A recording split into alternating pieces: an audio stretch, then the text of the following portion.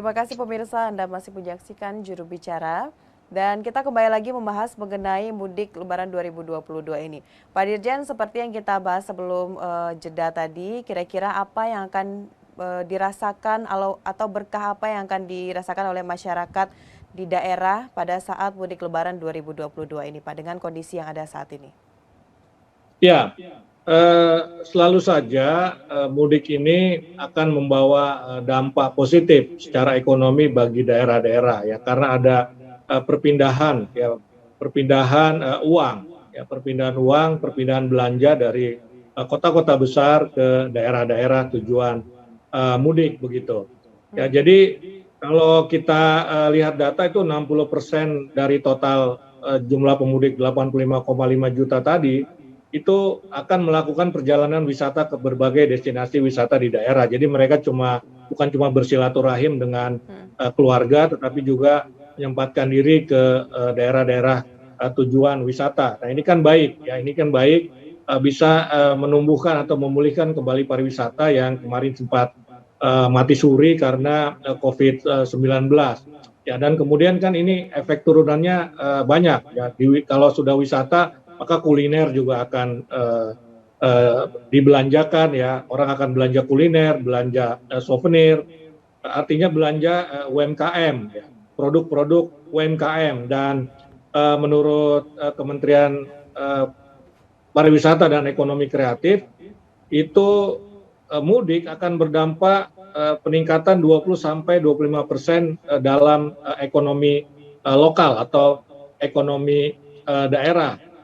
Dan tentu saja pemerintah menyadari ya adanya tadi peningkatan ekonomi di daerah karena adanya perpindahan uang ya, karena itu pemerintah kan tugasnya adalah bagaimana meningkatkan daya beli masyarakat.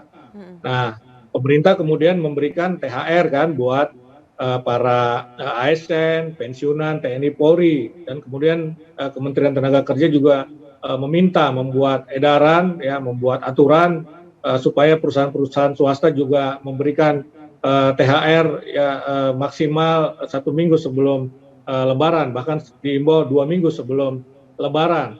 Nah, THR ini kan akan meningkatkan daya beli, dan Kementerian Pan-RB misalnya itu pernah mengeluarkan imbauan, ini imbauan tentu saja sifatnya agar masyarakat yang mudik ini membelanjakan uangnya di daerah, ya bukan membelanjakan uangnya di kota, di pusat begitu ya, di Jakarta katakanlah begitu, supaya ya ada dampak ekonominya buat daerah begitu, kira-kira seperti itu ya. Ya, baik.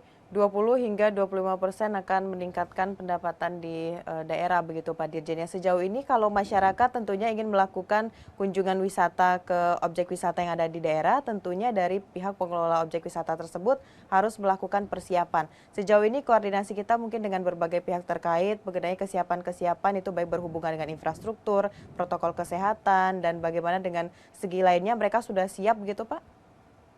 Ya, jadi di dalam tim ya task force mudik ya di tingkat nasional ini termasuk di dalamnya adalah Kementerian Pariwisata dan Ekonomi Kreatif.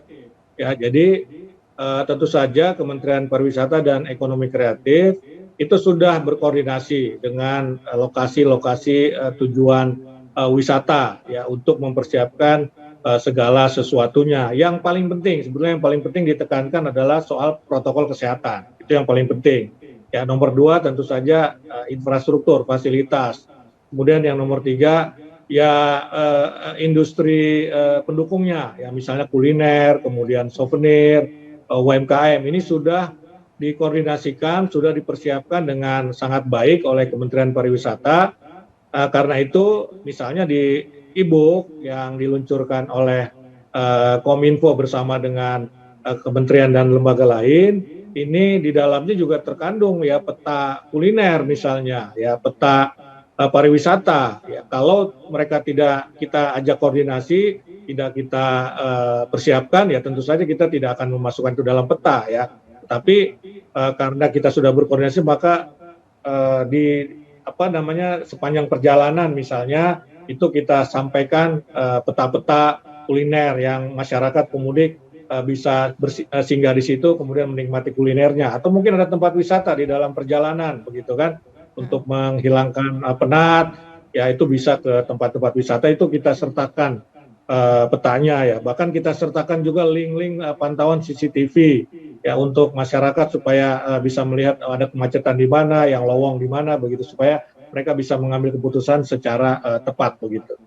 Baik, Pak Dirjen mungkin terakhir bisa disampaikan himbauannya kepada masyarakat yang melakukan mudik tahun 2022 ini dan bagaimana seharusnya masyarakat yang di daerah dapat mempersiapkan sehingga tahun 2022 ini mudik juga dapat memberikan berkah bagi mereka yang berusaha di daerah. Silakan Pak Dirjen. Ya, ya, jadi imbauannya juga sama ya seperti yang disampaikan oleh Presiden dan para menteri ya oleh pejabat lembaga misalnya oleh Kapolri ya nomor satu tentu saja kita menyarankan mudik lebih cepat ya mudik lebih dini mudik lebih awal ini sebaiknya sebelum tanggal 28 ini tanggal 25, 26, 27 masih ada 3 hari lagi bagi masyarakat yang ingin mudik lebih awal begitu juga baliknya lebih awal jangan di puncak baliknya jangan di puncak arus balik ya puncak arus balik kita perkirakan itu tanggal 7, 8 ya, 7 dan 8.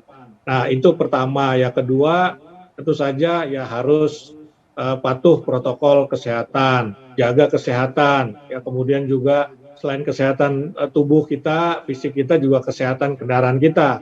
Ya, supaya di jalan tidak terjadi hal-hal yang tidak kita inginkan. Sebaiknya gunakanlah transportasi publik, apakah itu kereta api, apakah itu pesawat, apakah itu kapal laut ya. Nah, ini akan mengurangi kepadatan di jalan raya ya. Kereta ini akan lebih baik karena kereta adalah angkutan massal yang penyediaannya cukup memadai ya, cukup banyak oleh PT Kereta Api atau ikutlah mudik-mudik gratis yang diselenggarakan oleh kementerian, lembaga, BUMN, swasta dan lain-lain ini juga akan mengurangi kepadatan lalu lintas. Nah, yang lain lagi saya kira ya saya mengikuti Kemenpan RB ya belanjakan